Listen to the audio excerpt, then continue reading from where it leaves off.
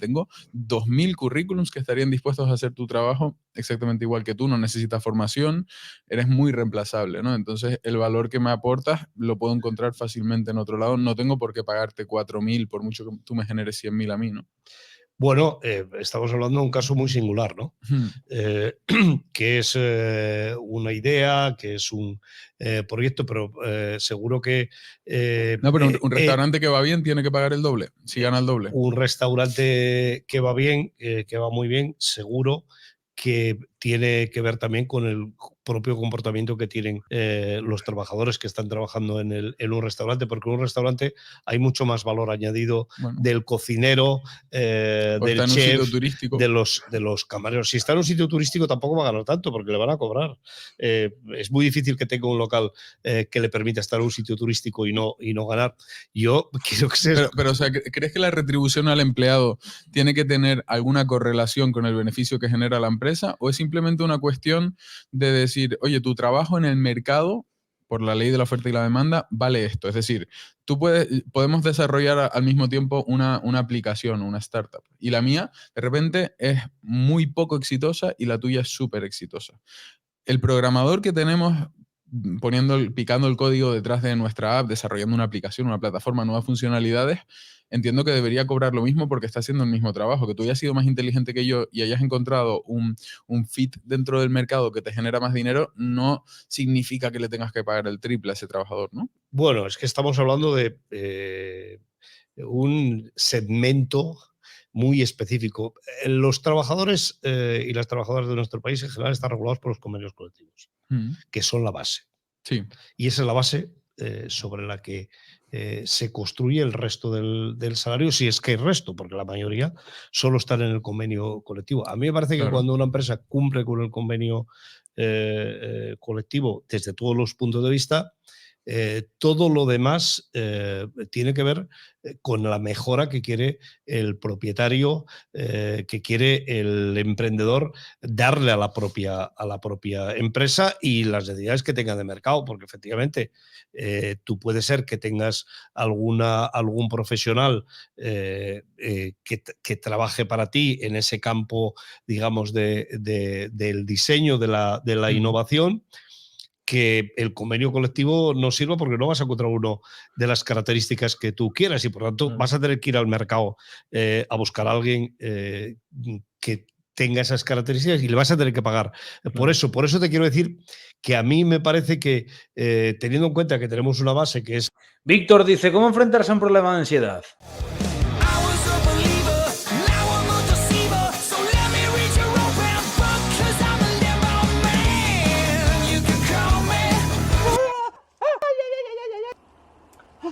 Perdón.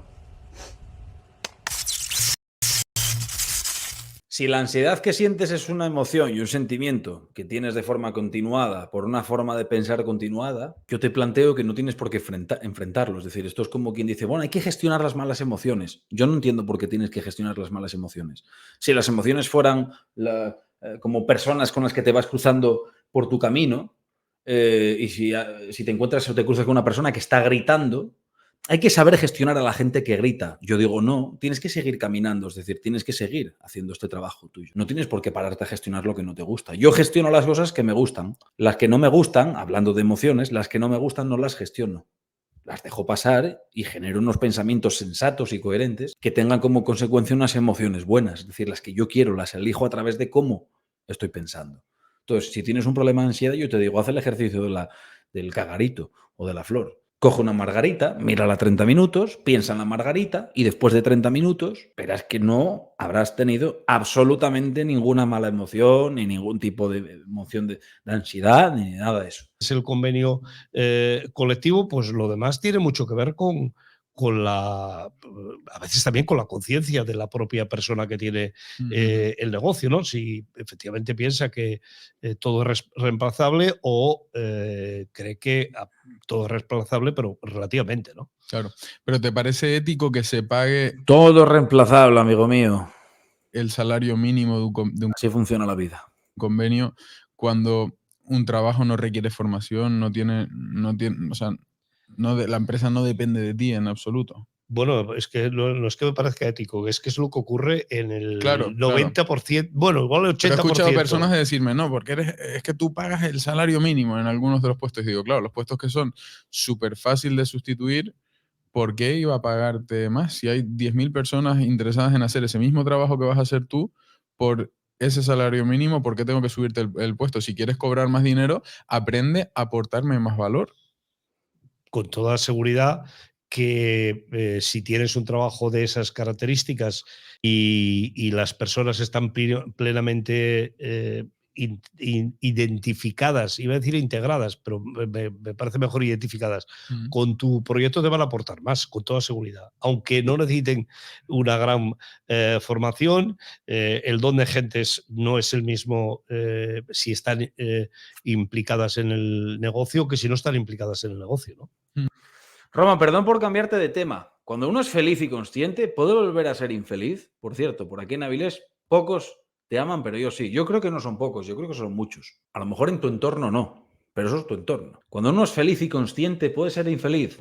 Bueno, yo te hago esta pregunta. Cuando tú eres consciente de la realidad y sabes que esta es la fuente de tu felicidad y que es una herramienta tuya y por lo tanto tú la manejas, al igual que eres consciente de que tú manejas tus manos, yo te pregunto, cuando tú sabes que tus manos las manejas tú y que tú puedes menearlas hacia donde quieras y te dejaste de dar tortazos o manotazos en los huevos, una vez que ya sabes que son tuyas y que haces con ellas lo que quieres, ¿te vuelves a dar manotazos en los huevos? ¿Te vuelves a dar puñetazos a ti mismo?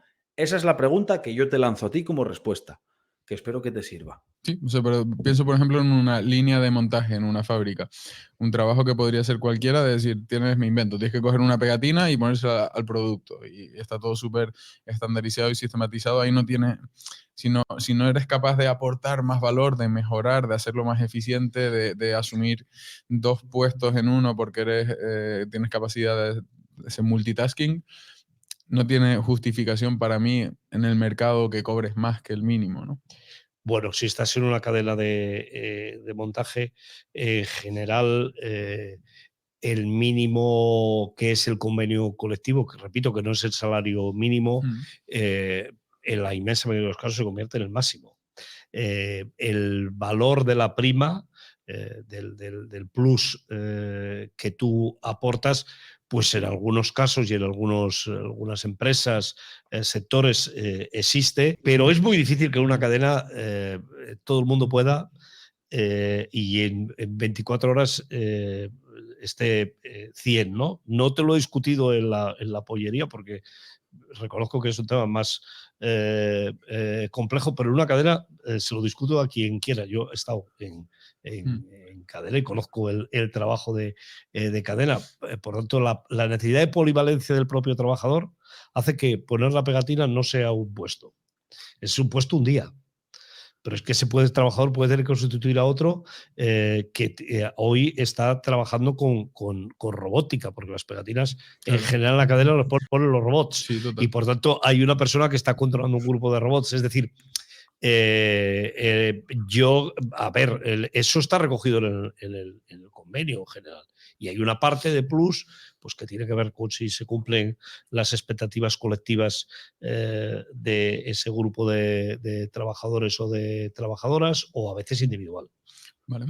Luego, hay otro tema, entrando un poco en los derechos de trabajadores, hay una pregunta que yo siempre me he hecho desde que estoy en contacto con el mundo empresarial, y es el tema de los finiquitos.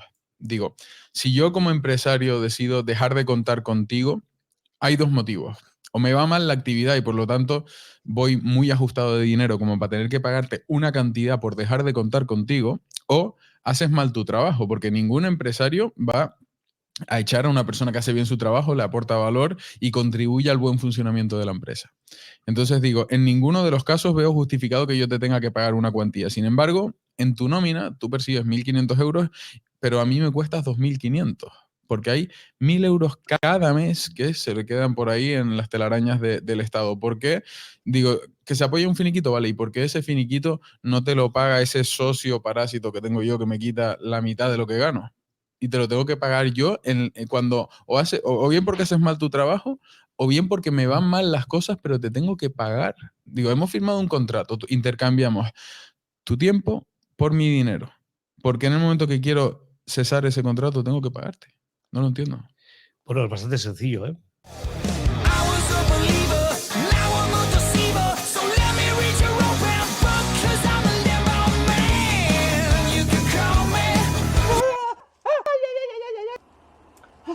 Perdón.